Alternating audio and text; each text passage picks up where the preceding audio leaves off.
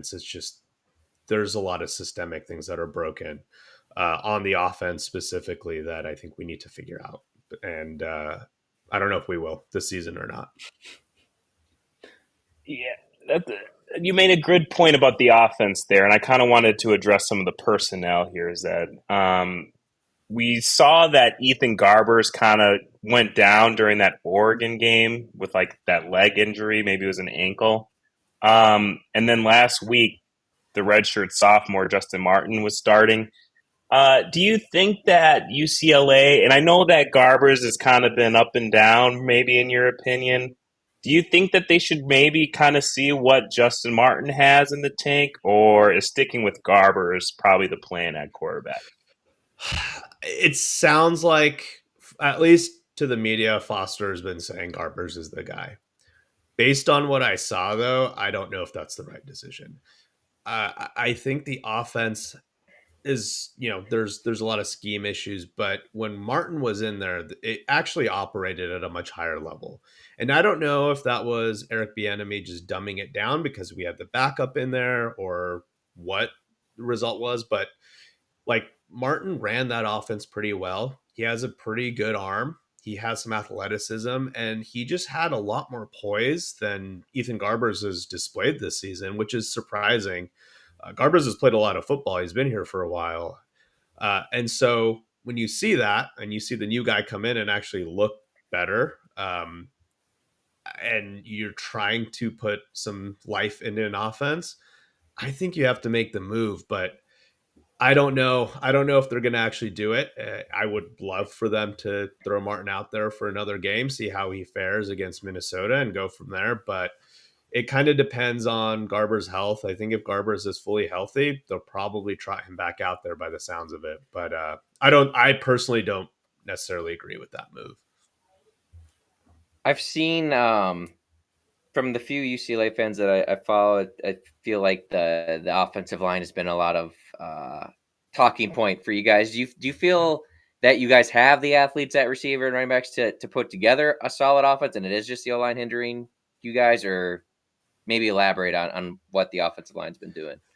Yeah, O line has not been good. O line has been pretty bad, and a lot of this stems back to our previous coach.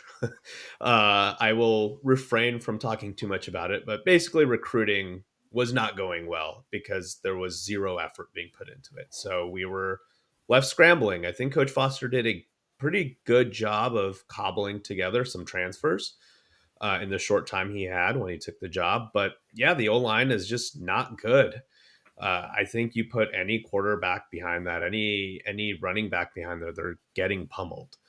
And last game against Penn State, it showed up a little bit. It looked like it was gelling, but still not good by any means. It's not even average.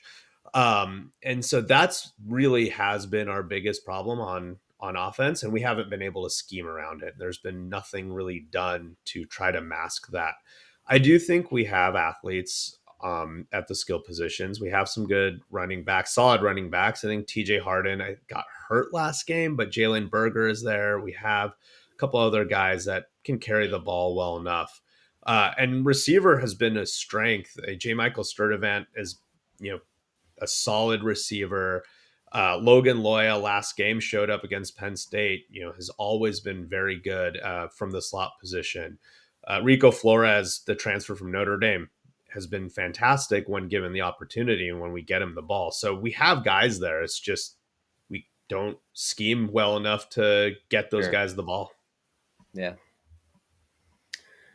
Kind of get his thoughts if when you need a play, like who do you go to, or who's somebody that the Gopher fans should like watch out for? I guess is someone that we might not know of on UCLA's offensive side of the ball.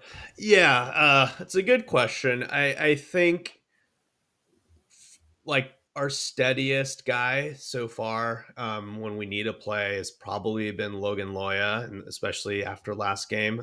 He's over the last couple of years, steady hands, good chain mover. Like he's not going to burn you, but he will get open somewhere downfield and make the catch and move the chains. Like he's been that reliable kind of guy for us.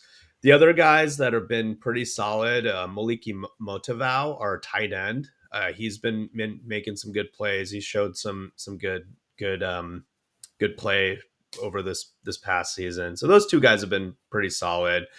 I'm curious to see who gets the start at quarterback. Honestly, I think if Martin is starting, like there's a little bit more of a dynamic playmaker behind Is the he more at the athletic?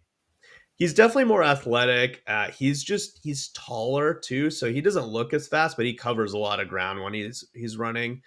And he's just been making better decisions, honestly, than Mm-hmm. Garbers. And I don't know what's wrong with Ethan. He's a tough kid. Obviously, he's been getting clobbered behind this O line, so I don't know if that's just in his head. Like he's just not processing the game as quickly as you'd expect a senior to be Yeah. doing. And maybe Martin just hasn't been hit enough. I don't know. Yeah. He's playing well. I'm really curious about that matchup just because the Gophers' defensive front is pretty banged up right now. We had a couple guys go down in the USC game. We were without one of our starting linebackers for that whole game.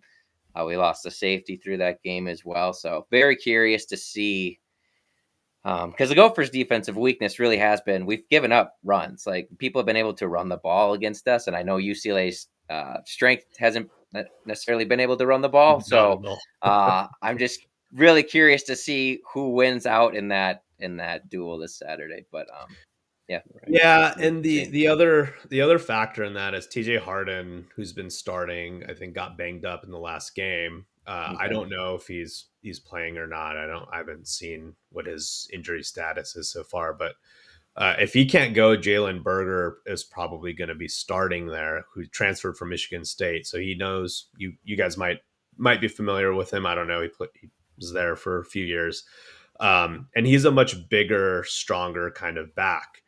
And so he's shown some spark in the running game. So maybe Okay.